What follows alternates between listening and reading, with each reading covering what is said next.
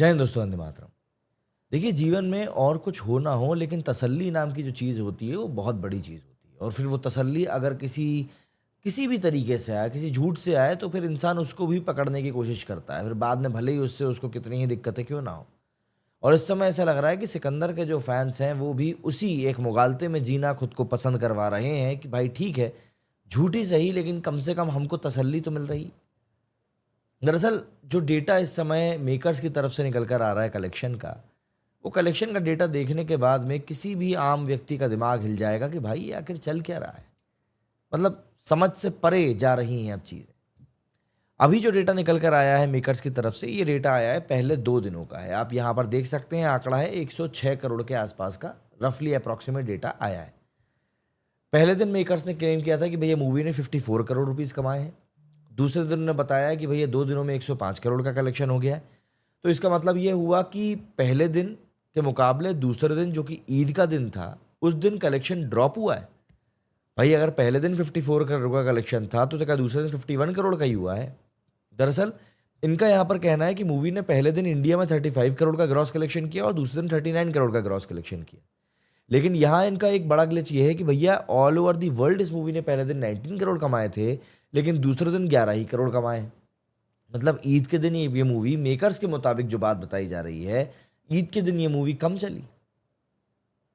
भाई मैं नहीं बोल रहा हूँ, जो यहाँ पर डेटा मेकर्स ने शेयर किया है मैं सिर्फ उसी की बात कर रहा हूँ। जो ट्रेड वेबसाइट्स की बात है वो तो आप अलग ही छोड़ दीजिए। मैं यहाँ पर सिर्फ और सिर्फ अभी मेकर्स के डेटा की बात कर रहा हूँ। मेकर्स ने 2 दिनों का world wide gross box office collection share किया है, जो कि 105 करोड़ रुपए है।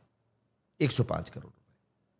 अब इस कलेक्शन को देखने के बाद में ऑब्वियसली बात है, सोशल मीडिया पर कई लोग इस बारे में बोलने लगे कि यार मेकर्स भी क्या गलत डेटा शेयर कर रहे हैं या कुछ और चीज़ चल रही है यहाँ पर।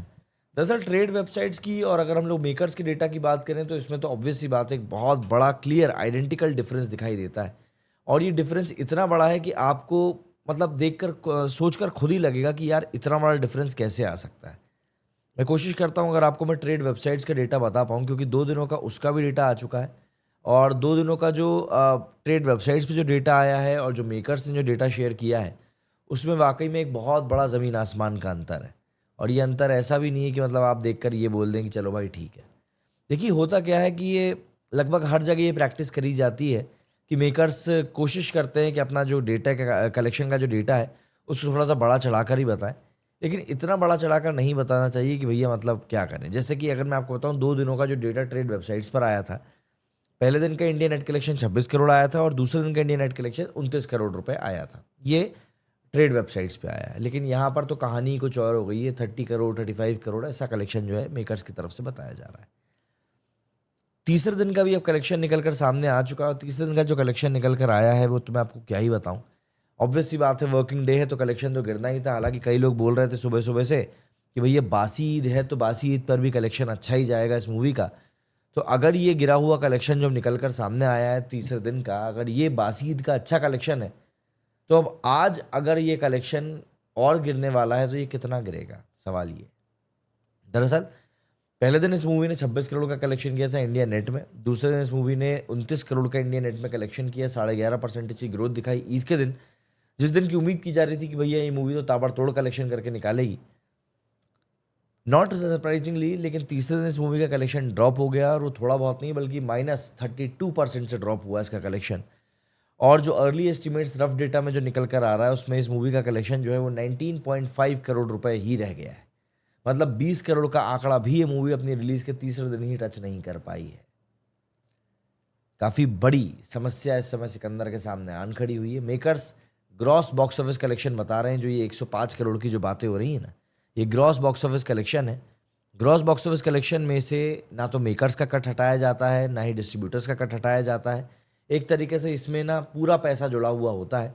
इसके बाद जो फिर जो भी डिडक्शंस होते हैं ना वो उसके बाद होते हैं, तो रिजल्टेंट जो कलेक्शन होता है वो कुछ अलग ही निकल कर आता है। इसलिए मैं नेट कलेक्शन की बात अलग करता हूँ और ग्रॉस कलेक्शन की बात इसलिए मैं अलग करता हूँ। ये दोनों चीज़ें काफ़ी अलग अलग होती हैं अपने आप में। अब देखिए यहाँ पर सबसे बड़ी बात ये है कि पब्लिक जो सुनना चाहती है दरअसल मेकर्स उनको वही सुनाते हैं। भाई पब्लिक को क्या चाहिए? पब्लिक को चाहिए नंबर। तो एक काम करते हैं, ग्रॉस नंबर सबसे बड़ा होता है, वो नंबर दिखा दो और वो भी थोड़ा सा नींबू मिर्ची लगा के दिखा दो, कोई दिक्कत नहीं। अब अगर हम लोग कल की ऑक्यूपेंसी की बात करें, भाई बासी ईद थी, एक अच्छी खासी ऑक्यूपेंसी की उम्मीद की जा रही थी। तो आपको सरप्राइज़ होगा ये जानकर कि 1 अप्रैल की जो ऑक्यूपेंसी गई है इस मूवी की, बासी ईद की जो ऑक्यूपेंसी गई है इस मूवी की, वो 20% भी नहीं गई है। मात्र 19% इसकी ऑक्यूपेंसी गई है। और यहाँ पर हम सलमान खान जैसे बड़े एक्टर की मूवी की बात कर रहे हैं, कोई छोटे-मोटे चुटकुले एक्टर की बात नहीं कर रहे हैं। सलमान खान जैसे बड़े एक्टर की मूवी की बात कर रहे हैं और उनकी मूवी की तीसरे दिन की ऑक्यूपेंसी जो है वो मात्र 19% जा रही है। मॉर्निंग शोज़ में तो मात्र 6% की ऑक्यूपेंसी थी। आफ्टरनून में थोड़ी बढ़ी, 18.91% की ऑक्यूपेंसी हो गई। इसके बाद इवनिंग शोज़ में 26% की गई और नाइट शोज़ में भी कुछ डेसिमल में कमी हो गई। मोर ओवर उसकी भी 26% की गई। अब सवाल यहाँ पर ये उठ रहा है और सोशल मीडिया पर लोग व्यापक तौर पर पूछ भी रहे हैं कि जो लोग इस मूवी की तारीफ़ों में पुल बाँधने का काम कर रहे थे और बोल रहे थे कि भैया इस मूवी से बेहतर तो कुछ हो ही नहीं सकता। इस मूवी में तो सलमान भाई ने मतलब दुनिया को हिला दिया है और ऐसा एक्शन करके दिखाया जैसा कि आज तक किसी ने देखा ना हो। तो फिर आखिर पब्लिक क्यों नहीं जा रही थिएटर इस मूवी को देखने?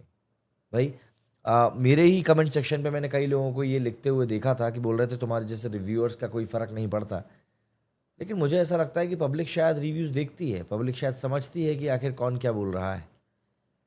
यहाँ पर चीज़ें जिस तरीके से हो रही हैं सिकंदर के लिए, ये ऑब्वियस सी बात है, कहीं से कहीं तक भी पॉजिटिव मैसेज तो नहीं लेकर आ रही हैं।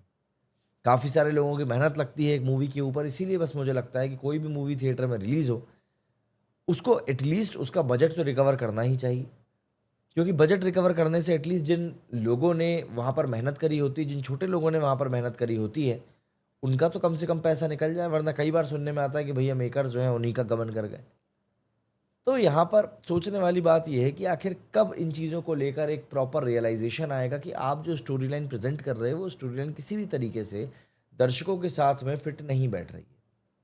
अगर आप 4 लोगों के साथ एक कमरे में बैठकर एक स्टोरी के ऊपर का पूरा काम करते हो और सोचते हो कि नहीं हम 4 लोगों को अगर ये कहानी पसंद आ रही तो पूरी दुनिया को आएगी, तो मेरे हिसाब से आपको थोड़े से कदम जो है ना धरातल के ऊपर रखने चाहिए और तब समझना चाहिए कि भाई आखिर क्या सेंटिमेंट है पब्लिक का और क्या वो देखना चाह रहे हैं।